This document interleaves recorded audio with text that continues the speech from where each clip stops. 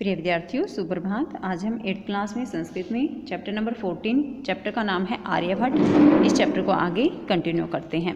Previous video में हमने पढ़ा था कि इन्होंने इस बात को सिद्ध किया था कि सूर्य अचल है और पृथ्वी चलती रहती, जो अपनी धुरी पर घूमती हैं। इन्होंने एक बात से, एक उदाहरण से स्पष्ट किया था इसे, कि जैसे हम क्या समझते हैं कि हम तो एक जगह बैठे हैं तो पृथ्वी कैसे घूम सकती है, अगर पृथ्वी घूमती तो हम भी घूमते, जबकि सूर्य तो पूर्व दिशा में उदित होकर पश्चिम में अस्त हो जाता, तो इसका अर्थ है कि सूर्य चलता है। लेकिन इन्होंने एक उदाहरण दिया था, हम पर ये उदाहरण इस तरह से भी लागू हो सकता है। फॉर एग्जाम्पल, हम स्कूल आते हैं तो स्कूल बस में जब हम बैठे होते हैं, स्कूल की बस की जैसे खिड़की से अगर हम बाहर देखेंगे तो हमें क्या लगेगा, जैसे पेड़ पौधे जो भी आते हैं वो चल रहे होते हैं, हम तो एक जगह सीट पर ही तो बैठे हैं, हम तो नहीं चल रहे। तो इन्होंने इस बात को स्पष्ट करना चाहा था कि ऐसा ही होता है जब हम ये सोचते हैं कि हम तो बैठे हैं, बाहर की चीज़ें चल रही हैं। ऐसे ही जैसे पृथ्वी घूमती है और हम सोचते हैं कि सूर्य चलता है।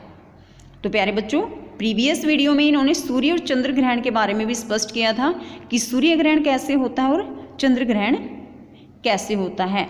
यानी कि इन्होंने स्पष्ट किया था कि सूर्य ग्रहण और चंद्र ग्रहण में राहु और केतु नाम के दो राक्षस कारण नहीं होते, वहाँ तो सूर्य, चंद्र और पृथ्वी तीनों ही कारण होते हैं।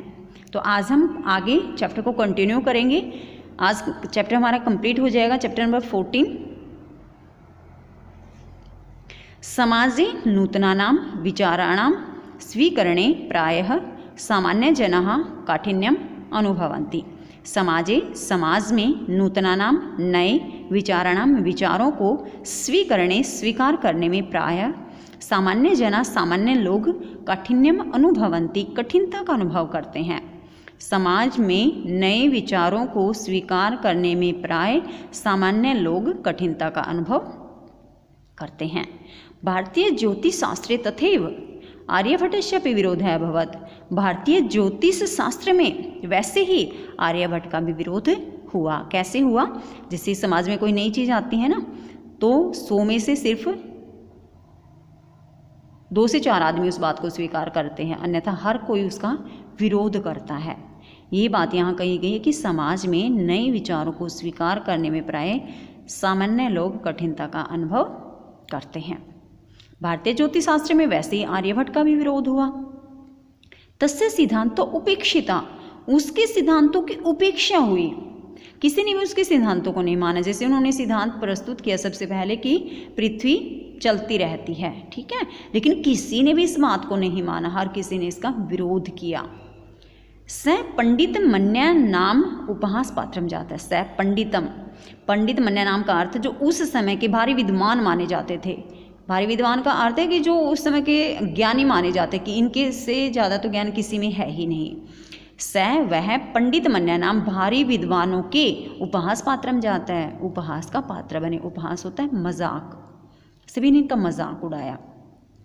पुनः अपि, दोबारा भी, तस्य दृष्टि, उनकी दृष्टि, काल अतिगामिनी दृष्टा, काल को भी पार करने वाली देखी गई। फिर भी उनकी दृष्टि काल को भी पार करने वाली देखी गई। काल को पार करने का अर्थ है ना, इसका अर्थ यहाँ पर ये लिया गया है कि जो व्यक्ति आने वाले समय के बारे में बिल्कुल स्पष्ट बता सकता था, यही माना है, यही अर्थ लिया गया है इनका यहाँ पर, कि फिर भी उनकी दृष्टि काल को भी लांघने वाली देखी गई। आधुनिक वैज्ञानिक तस्मिन् तस्यचित् सिद्धांते समाद्रः प्रकटित है। आधुनिक वैज्ञानिक जो हैं, तस्मिन्, उनके, तस्य और उसके प्रति, सिद्धांते, उनके सिद्धांतों के प्रति समाद्रः प्रकटित है, आदर प्रकट करते हैं। क्योंकि आज तो ये पूरी तरह से स्पष्ट हो चुका है कि पृथ्वी घूमती रहती है, सूर्य चंद्रमा तो एक ही जगह स्थिर होते हैं, ठीक है। तो जो आधुनिक वैज्ञानिक हैं, उन्होंने उनके प्रति और उसके सिद्धांतों के प्रति आदर प्रकट किया। उसके प्रति इसलिए किया कि इतना महान ज्ञानी वैज्ञानिक रहा है, और उनके सिद्धांत, क्योंकि उन्होंने जो भी सिद्धांत प्रकट किए थे, सूर्य ग्रहण का, चंद्र ग्रहण का, पृथ्वी से रिलेटेड जो दशमलव पद्धति थी, मतलब इन हर एक सिद्धांत के प्रति उन्होंने आदर प्रकट किया। अस्मादेव कारणात्, इसी कारण से अस्माकं प्रथम उपग्रहस्य नाम आर्यभट्ट इति कृतम्, हमारे प्रथम उपग्रह, पहले उपग्रह का नाम आर्यभट्ट ऐसा रखा गया। इसी कारण से हमारे पहले उपग्रह का नाम आर्यभट्ट रखा गया। सबको पता है पहला हमारा जो उपग्रह था बना था उसका नाम आर्यभट्ट रखा गया था। वस्तुतः वास्तव में भारतीयायाः गणित परंपरायाः अथ च विज्ञान परंपरायाः, यहाँ कहा गया कि भारत की गणित परंपरा के प्रति अथ च और विज्ञान परंपरा के प्रति, यहाँ कहा गया कि जो वास्तव में भारतीय गणित परंपरा और विज्ञान परंपरा का असौ एक शिखर पुरुष आसीत, यह एक शिखर पुरुष था। शिखर क्या होता है? चोटी ना, यानी कि जो पहाड़ होता है, मान लीजिए, ठीक है, ये पहाड़ है, ये इसकी चोटी है, इसके बाद तो कुछ नहीं है ना पहाड़ का। तो इन्होंने जो भारत की गणित परंपरा है, विज्ञान परंपरा है ना, जो निचोड़ है, चोटी पहाड़ का निचोड़ होते हैं, उसके बाद तो कुछ नहीं होता ना पहाड़ पर, तो जो निचोड़ है इन्होंने अपने सिद्धांतों में प्रस्तुत कर दिया था। दोबारा से देखिए यहाँ से, समाज में नए विचारों को स्वीकार करने में प्राय सामान्य लोग कठिनता का अनुभव करते हैं। भारतीय ज्योतिष शास्त्र में वैसे ही आर्यभट्ट का भी विरोध हुआ, उसके सिद्धांतों की उपेक्षा की गई।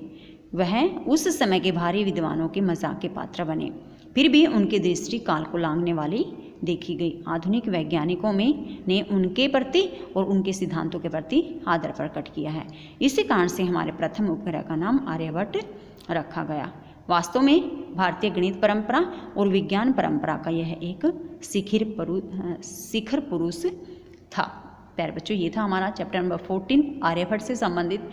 इस चैप्टर को बहुत अच्छे से हमें वीडियो में से रीड करना है और इनको बहुत अच्छे से समझना है।